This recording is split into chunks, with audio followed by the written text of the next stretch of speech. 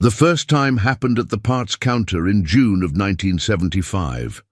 Paul Mitchell was buying hydraulic hoses for his 1961 Farmall 560, and the John Deere dealer, a man named Steve Carlson, looked at the parts order and shook his head. "Paul, how long are you going to keep pouring money into that tractor? That Farmall is going to cost you your farm." Paul was 42 years old, had been farming 360 acres in Franklin County, Iowa, since he took over from his father in 1968. The 1961 Farmall 560 had been on the farm since his father bought it new in 1961 for $450. 14 years old now, 8,400 hours on the meter, but it ran fine. "Cost me my farm," Paul said. "Steve, I'm buying $37 in hydraulic hoses. How's that going to cost me my farm?" Steve leaned across the counter. "It's not just the hoses, it's the principle. You're farming with 14-year-old equipment. Every breakdown costs you time. Time is money. A newer tractor would be more reliable, more efficient. You're leaving thousands on the table by not upgrading. What would a new tractor cost? We've got a demo 4430 out back, 3 years old, 1 to 200 hours. I can let you have it for $16,500. Your 560 as trade will give you $4,000. You'd finance $12,500 over 5 years at 9%. Payment would be $260 a month." Paul did the math in his head. $260 per month was $3,020 per year. For 5 years, $15,600 total. He'd pay $16,000 for a $12,500 loan. The interest alone was more than his Farmall was worth. "I'll stick with the 560, Paul said. "You're making a mistake," Steve said, writing up the parts order. "That old Farmall is going to break down at the worst possible time. You'll be stuck in the field. You'll lose your crop. You'll lose your farm. I've seen it happen." Paul paid for his hoses and left. That was 1975. The second time happened in March of 1977. Paul came in for a fuel filter. Steve saw him, immediately launched into his pitch. "Paul, I've got a proposition for you. Brand new 4440, just came in, 89 horsepower, sound guard cab, power shift transmission. This machine is everything your old 560 isn't, and I can make you a deal you can't refuse." "I'm not interested, Steve. Just hear me out. $24,000. I know that sounds like a lot, but with your 560 as trade, I'll give you $4,500. You'd finance $19,500 at 10% over 7 years. That's $292 a month. Paul, that's less than $1 per acre you farm. You can't tell me you can't afford that." "Can't afford it and won't take it on are different things," Paul said. "I don't want debt, Steve. The 560 works fine." "For how long? That tractor is 16 years old. The transmission could go tomorrow. The engine could blow next week. Then where would you be? You'd have no choice but to buy something, probably at the worst possible time. Better to upgrade now while you're in control, or better to maintain what I have and avoid debt entirely." Steve's frustration was visible. "Paul, you're being stubborn. That old Farmall is going to cost you your farm. I'm trying to help you avoid disaster." "Appreciate the concern," Paul said, "but I'll pass." That was 1977. The third time was April of 1980. Paul needed a starter for the 560. Steve was waiting. "Paul Mitchell, still farming with that antique Farmall, I see. How many times do I have to tell you that tractor is going to cost you everything?" Paul was tired of this conversation. "Steve, I've been hearing this from you for 5 years. The 560 is still running. I'm still farming. Nothing's been lost. Yet. Nothing's been lost yet. But Paul, look around. Economy's booming. Corn's at $3.10 a bushel. Land values are up 15% a year. This is the time to leverage, to modernize, to grow. That 560 is holding you back." "From what?" "From maximizing your potential. Look, I've got a brand new 4640 that just came in, $53,000. Big tractor, big power. With your 560 as trade, call it 5,000, you'd finance 48,000 at 12% over 7 years. $714 a month. Paul actually laughed. $714 a month. Steve, that's my entire profit some months. You want me to commit to that for 7 years? You'd make it back in productivity gains. That 4640 would let you expand, farm more acres, make more money. Or it would lock me into $700 monthly payments that I couldn't afford if anything went wrong. No thanks. Steve's face reddened. Fine. Keep your old Farmall, but when it breaks down and costs you your crop, don't come crying to me. That was 1980. The fourth time was September of 1983. Paul came in for oil filters. The dealership was quieter now. The boom had ended.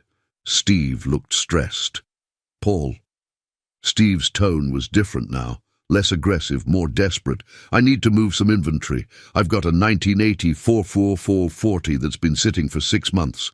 Beautiful tractor, 3,000 hours. I can let you have it for 28,000. Your 560 is trade, 3,000. Finance 25,000 at 15% over 5 years, $593 a month. Steve, your rates went up. Banks raised them. Nothing I can do about that. But Paul, this is still a good deal. That 560 has to be close to death by now. It's 22 years old, still runs fine. Just put a rebuilt injector pump in it last month. Cost me $180. It'll run another 10 years. You're insane. You're farming with a tractor old enough to drink. That thing is going to cost you your farm. You've been saying that for 8 years. I'm still here. Steve didn't respond. Rang up the oil filters silently. That was 1983. The 5th time was June of 1987. Paul needed a water pump. The dealership looked rough now. Inventory was sparse. Steve looked older, thinner. Paul. Steve's voice was weary. You still running that Farmall? Still running it. How old is it now? 26 years. Steve just shook his head. I don't understand you. I really don't. You could have had a modern tractor, could have been farming efficiently. Instead, you're nursing along equipment from the Kennedy administration. And I have no debt, no payments, no bank to answer to. How's the dealership doing, Steve? Steve's face tightened. We're surviving, barely. Lost a lot of customers in the crisis, but we'll come back. Paul didn't respond, just paid for his water pump. That was 1987. The last time was March of 1995. Paul came in for a part, found the dealership closed, a sign on the door, business closed, for parts and service contact yet to implement in Clarion. Paul drove to Clarion, asked about Steve Carlson. Steve? He's working here now, not as dealer anymore. Lost his business in '94. He's in parts. Paul found Steve behind the parts counter. Steve was 68 now, looked 75, worn out, defeated. Steve. Steve looked up, recognized Paul immediately. Paul Mitchell. Let me guess. You need a part for that damn Farmall. Clutch disc, 560. Steve pulled up the part on the computer. Still running that tractor, after all these years. 34 years old now, still works. Steve was quiet for a long moment, then, you know what kills me, Paul? For 20 years I told you that Farmall would cost you your farm, told you you needed to upgrade, modernize, finance new equipment, and you said no every single time. I remember. I was so sure I was right, so certain that you were making a mistake, but here we are. You still have your farm, still have your old Farmall, and I lost my dealership. I'm sorry, Steve. Don't be. You were right, and I was wrong. That's all there is to it. Paul paid for his clutch disc, drove home, installed it himself over the weekend. He farmed until 2001, when he retired at 68, sold his 360 acres for $2,100 per acre, $756,000. The 1961 Farmall 560 was 40 years old by then, still running. Paul's son kept it, still has it today. Steve Carlson worked at the parts counter in Clarion until he was 74, retired on Social Security, died in 2008 at 79. The JD dealer said that old Farmall would cost your farm for 20 years. 20 years later, the farmer still had both the Farmall and the farm. The dealer lost his business. Sometimes the person giving advice is the one who doesn't understand risk. But the story of those 20 years, of those repeated encounters between Paul Mitchell and Steve Carlson, reveals something deeper about farming, about debt, and about who really understands risk.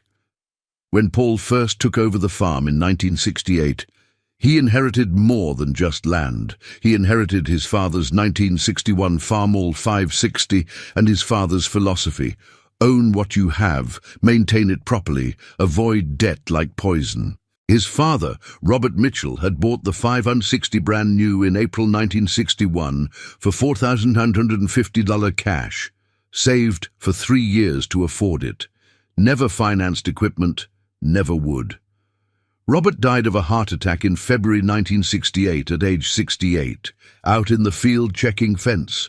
Paul found him that evening still and cold in the snow. The funeral was on a Friday. The following Monday, Paul started farming. He was 35 years old, had worked alongside his father since he was 12, knew the land intimately. The 360 acres were paid off. Robert had bought them in 1942 for $87 per acre.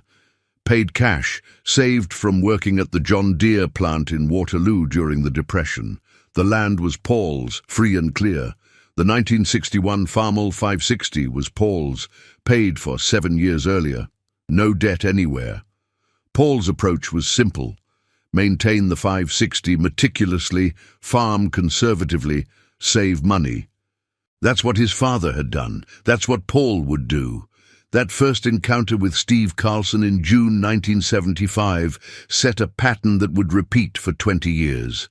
Steve saw Paul as a customer who needed convincing. Paul saw Steve as a salesman who didn't understand that some farmers didn't want debt. After that 1975 encounter, Paul went home and told his wife Linda about Steve's warning that the Farmall would cost him his farm. "What did you say?" Linda asked. "Told him I'd stick with what I have." Good. Linda had grown up on a farm that her father lost in 1953. Lost it to equipment debt, to a dealer who'd convinced her father that he needed a new tractor to stay competitive. She'd watched strangers auction off everything, watched her father's shame, watched her family move to town. She'd married Paul in 1959 specifically because he didn't take risks, didn't chase growth, didn't believe in debt. Through 1975 and 1976, Paul farmed his 360 acres with the 560. The tractor needed normal maintenance, oil changes every 100 hours, grease fittings every use, occasional parts replacement. In 1976, the starter went bad. Paul replaced it himself, $47 in parts. The tractor kept running. The second encounter in March 1977 came right after Paul had planted his crop. He'd come to the dealership specifically because he knew planting season meant Steve would be pushing hard. Paul needed a fuel filter and wanted to get it quickly. But Steve had been waiting. The brand new 4440 sitting in the showroom was Steve's pride that spring. He'd sold 6 of them already, had 12 more on order. The economy was strong. Farmers were buying. Steve was making money. "Paul, I sold 3 4440s this week," Steve had said during that encounter. "You know who bought one? Your neighbor Tom Henderson. He traded in his old International. Said he was tired of farming like it was 1960. Tom can farm however he wants. But don't you want to keep up when all your neighbors have modern equipment and you're putting around on that old Farmall? Doesn't that bother you?" No. That answer frustrated Steve. He couldn't understand someone who didn't care about status, about appearances, about having the latest equipment. To Steve, farming was a business that required constant investment, constant upgrading, constant growth.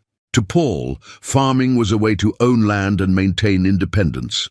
After that 1977 encounter, Paul did something he rarely did. He calculated what financing a new 4x40 would actually mean. The payment Steve quoted was $292 per month for 7 years. That was $3,504 per year over 7 years, $24,528 for a $19,500 loan. He'd pay $5,028 in interest alone. Paul's total equipment maintenance costs in 1976 had been $284. In 1 year of maintaining his paid-for 560, he'd spent less than 1 month's payment on a new tractor would have been. The math was clear. The decision was easy. Keep the 560. Through 1977, 1978, and 1979, Paul farmed steadily. The 560 needed more maintenance as it aged. In 1978, the clutch wore out. Paul ordered a clutch kit for 108 Indians, spent a Saturday in his shop splitting the tractor, replacing the clutch, reassembling everything. A shop would have charged $400 to $500 for the same work. In 1979, the engine started using oil. Paul pulled the head, found the valve guides worn, replaced them himself, $87 in parts. The oil consumption stopped.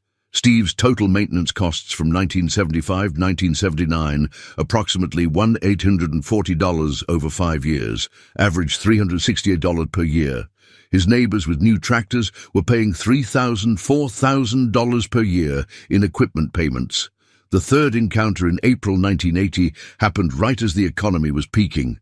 Steve was riding high. The dealership had its best year ever in 1979, sold 42 tractors. Steve personally made $67,000 in commissions, more than Paul grossed farming 360 acres. Steve had genuinely believed in 1980 that Paul was making a terrible mistake. The economy was booming, prices were high, debt was cheap at 12%. Every farmer Steve respected was borrowing and expanding. Paul's conservatism looked like cowardice. "You're scared," Steve had said during that encounter. "That's what this is really about. You're scared to take a risk, scared to grow, scared to compete. That's why you're hiding behind that old Farmall." Paul had just looked at him, didn't argue, didn't defend himself. Just bought his starter and left. But Steve's words bothered Paul more than he wanted to admit. Was Steve right?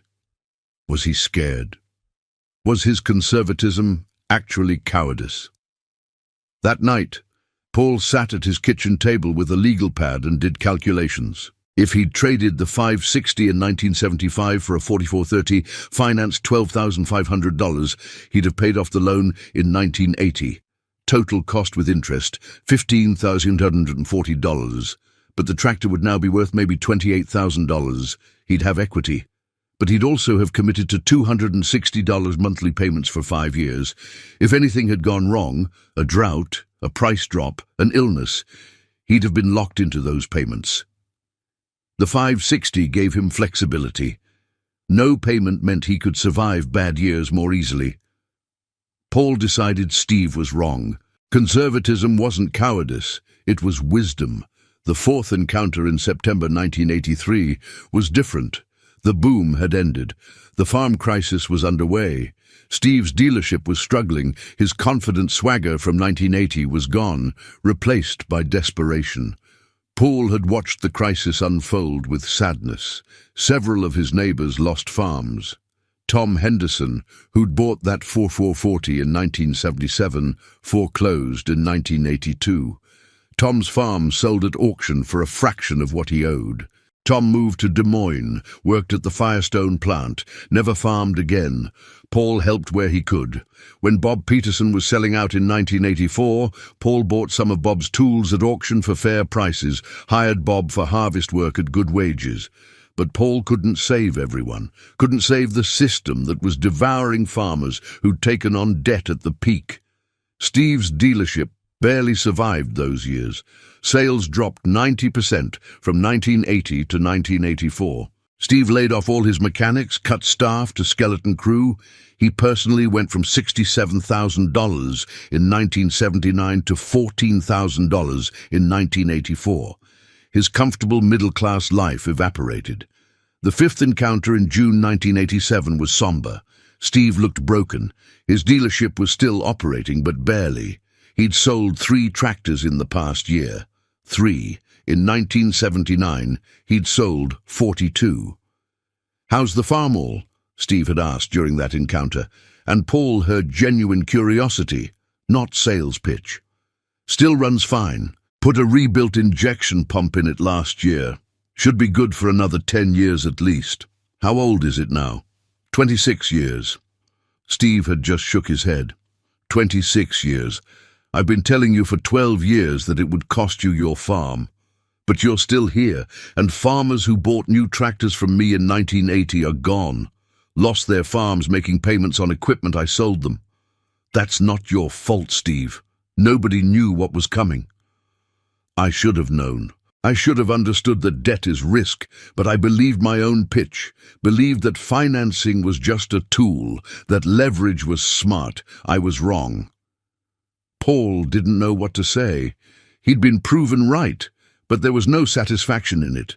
Just sad confirmation that his father's Depression-era wisdom had been correct all along. The years between 1987 and 1995 were quiet for Paul. He farmed steadily, maintained his equipment, saved money. The 560 needed an engine rebuild in 1991. Paul did it himself over 2 weekends, $420 in parts. The tractor ran like new afterward. By 1995, Paul was 62. The 560 was 34 years old, and Steve Carlson's dealership was closing after 47 years in business. Steve's father had started it in 1948. Steve had taken it over in 1974. 21 years later, it was done. That final encounter in March 1995, finding Steve working a parts counter at someone else's dealership, hit Paul hard. Not because he felt vindicated, because he felt sad. Steve had been wrong, yes, but Steve had also been a product of his time, his training, his culture. Dealers in the 1970s and 1980s were taught to push financing, to maximize sales, to convince farmers that debt was a tool for growth. Steve had believed what he'd been taught. He'd believed his own pitch, and when it all collapsed, Steve lost everything while Paul survived. Paul farmed until 2001. By then, the 1961 Farmall 560 was 40 years old. Still ran, still worked. Paul's son David had joined him on the farm in 1995, was learning the operation. When Paul retired, David took over. David kept the 560, even though he also bought more modern equipment. The old Farmall stayed in the shed, maintained, started regularly, used occasionally for light work. It became a symbol, the tractor that everyone said would cost them the farm, that had instead enabled them to keep it. In 2008, Steve Carlson died. Paul went to the funeral. There were maybe 40 people there. Steve's wife had died 3 years earlier. His kids lived out of state, had their own lives.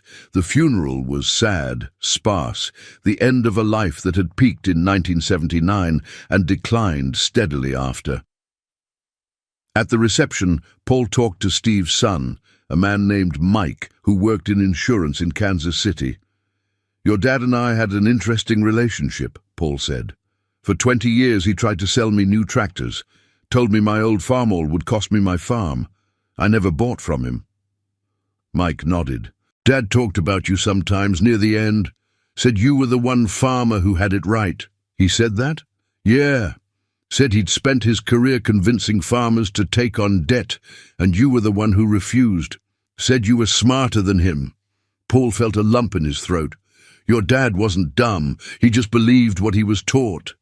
"I know, but it still cost him. Cost him his business, his savings, his retirement. He died working because he had to. You retired comfortable because you could." They talked for a few more minutes. Then Paul left, drove home, went out to his shed where the 1961 Farmall 560 sat. He started it up, listened to the engine run. 47 years old by then, still working. Paul died in 2019 at age 86, At his funeral, his son David told the story of Steve Carlson and the Farmall. For 20 years, the John Deere dealer told Dad that his old Farmall would cost him the farm. Dad kept saying no, kept maintaining that tractor, kept farming debt-free. In the end, Dad retired with $756,000 from selling the land. Still had the Farmall. The dealer lost his business and died working a parts counter. David paused. The lesson isn't that dealers are bad or that debt is always wrong. The lesson is that nobody knows the future. Dad's conservatism looked like cowardice in 1980 when the economy was booming. But it looked like wisdom in 1985 when the economy crashed. The dealer gave advice based on short-term thinking. Dad made decisions based on long-term survival. Dad's thinking won. The 1961 Farmall 560 is still running. David's son, Paul's grandson, uses it occasionally. It's 59 years old now, outlasted the dealer who said it would cost them the farm, outlasted the dealership, outlasted the boom and bust cycles, still there, still working. The JD dealer said that old Farmall would cost your farm for 20 years. 20 years later, the farmer still had both. The dealer lost everything. That's the whole story. But there's more to the story of Paul Mitchell and the Farmall that needs telling. Because those 20 years weren't just about refusing to buy a tractor, they were about a fundamental disagreement about what farming was supposed to be. To Steve Carlson, farming was a business that required growth. You leveraged assets to acquire more assets. You financed equipment to increase productivity, to farm more acres, to generate more revenue. That's what he'd learned at John Deere dealer training seminars. That's what every business consultant preached in the 1970s. Growth equals success. Stagnation equals failure. To Paul Mitchell, farming was a way to own land and maintain independence. The goal wasn't maximum revenue. The goal was security. Own your land. Own your equipment. Own nobody. Survive whatever comes. That's what his father had taught him. Lessons learned during the Depression when debt meant destruction.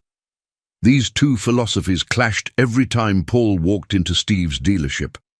Neither man could understand the other. Steve saw Paul as hopelessly conservative, stuck in the past, leaving money on the table. Paul saw Steve as dangerously focused on short-term gains without understanding long-term risks. After that 1980 encounter when Steve called him scared, Paul went home and had a long conversation with Linda about it. "Maybe Steve's right," Paul said. "Maybe I am scared. Scared to grow, scared to take risks, scared to compete." Linda looked at her husband carefully. "Paul, you're not scared. You're careful. There's a difference. Scared means you don't act even when you should. Careful means you don't act until you're sure it's right. You've never been sure that taking on equipment debt was right. That's not fear. That's judgment. But all my neighbors are growing, buying more land, upgrading equipment. Am I holding us back by being too careful? Are we hungry? No. Do we have a roof over our heads? Yes. Do we own our land free and clear? Yes. Then we're not being held back. We're exactly where we should be. Safe, secure, independent. Paul thought about that. But we could have more. We could also have less. Much less. Your neighbor Tom Henderson could have more too.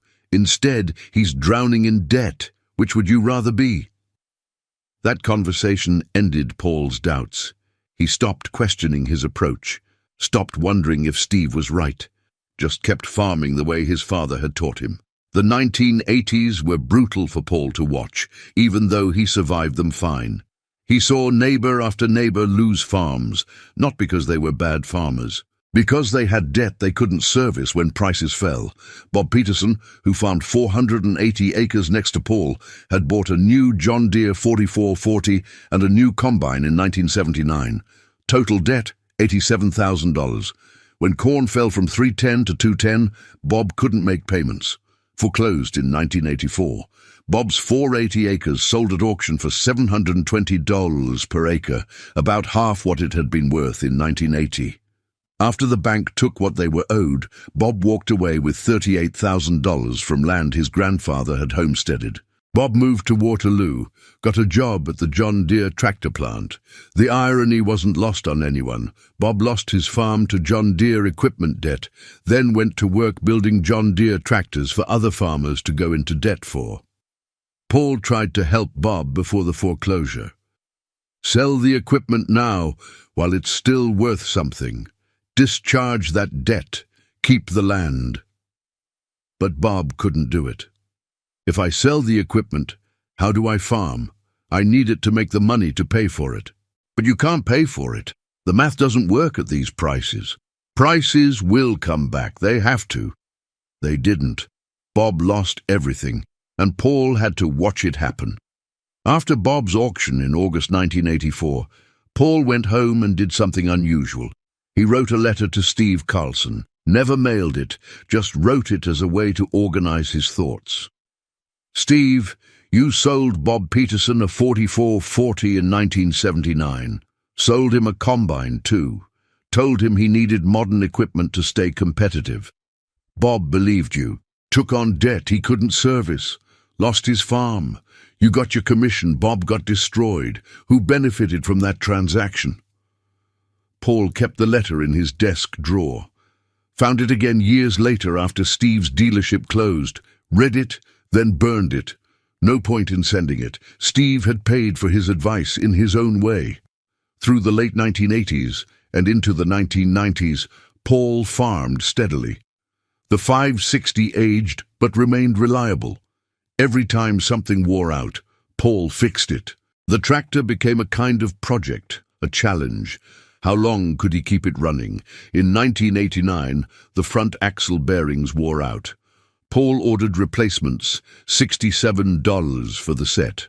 Spent a Sunday afternoon jacking up the tractor, pulling the front wheels, pressing out old bearings, pressing in new ones. 6 hours of work, saved probably $300 in shop labor. In 1991, the engine needed rebuilding. 28 years of use, probably 20,000 hours total, had worn the cylinders, the pistons, the bearings. Paul could have bought a used tractor for $8,000, $10,000.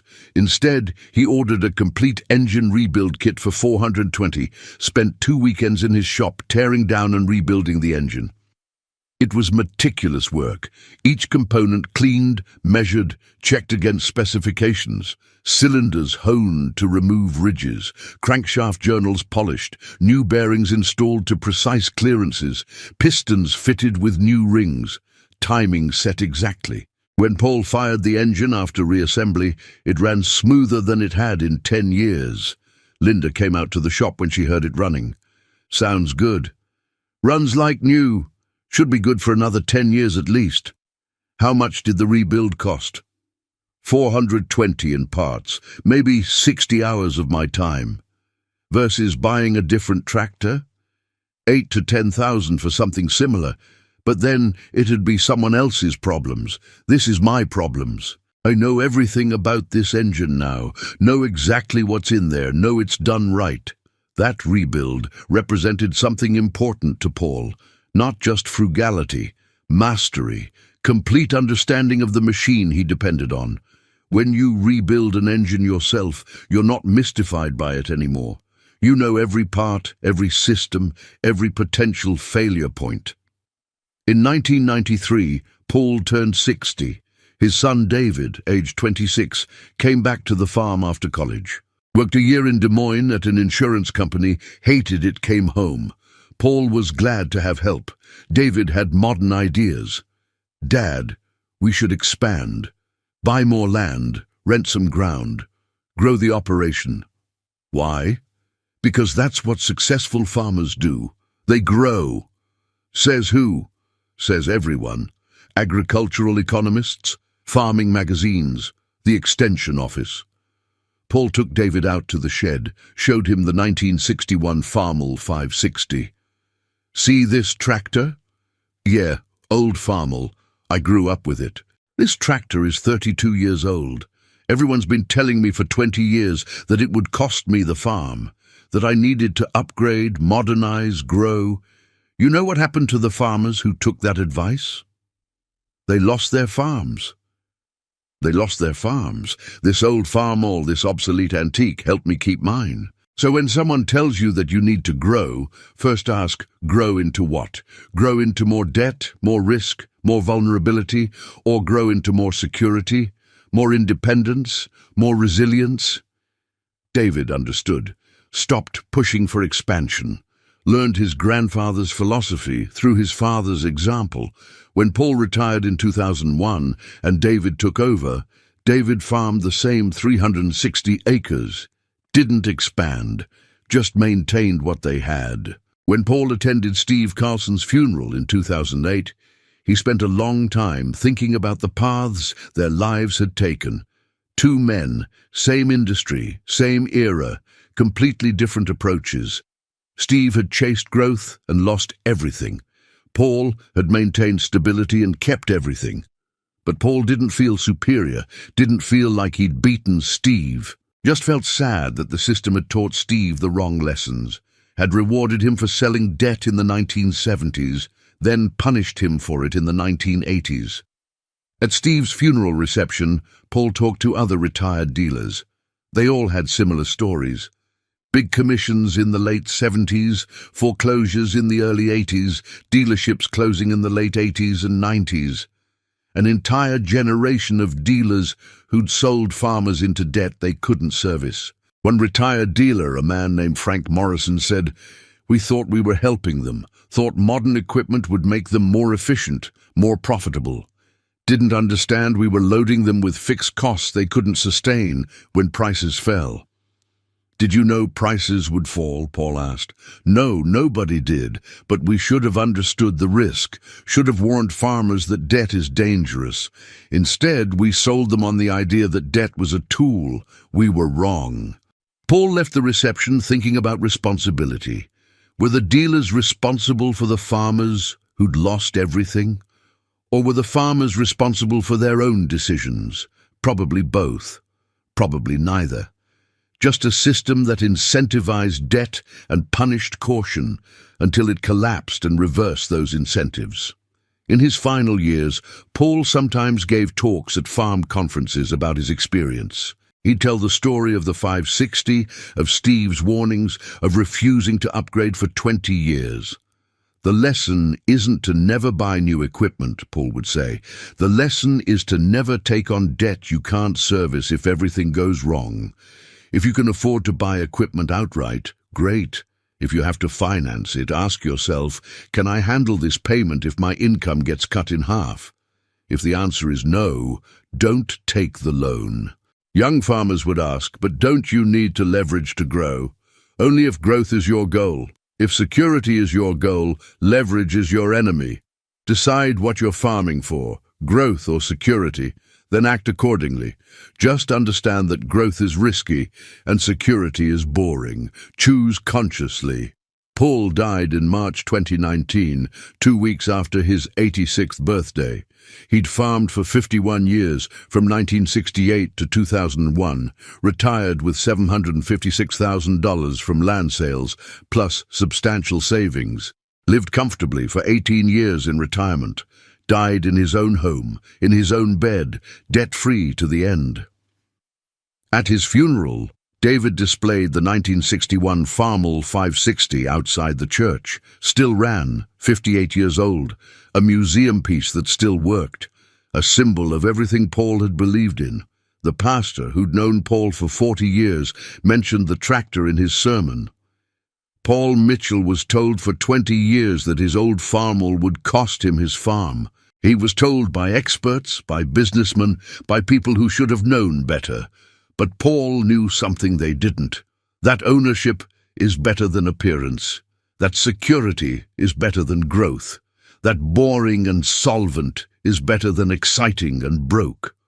He kept the Farmall, kept the farm, outlasted everyone who told him he was wrong. The JD dealer said, "That old Farmall would cost your farm for 20 years. 5 times.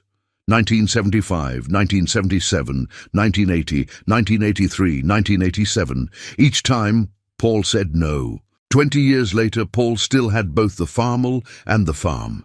The dealer lost his business and died working a parts counter. One man chased growth and got destruction. One man chose security and got survival. That's the whole story.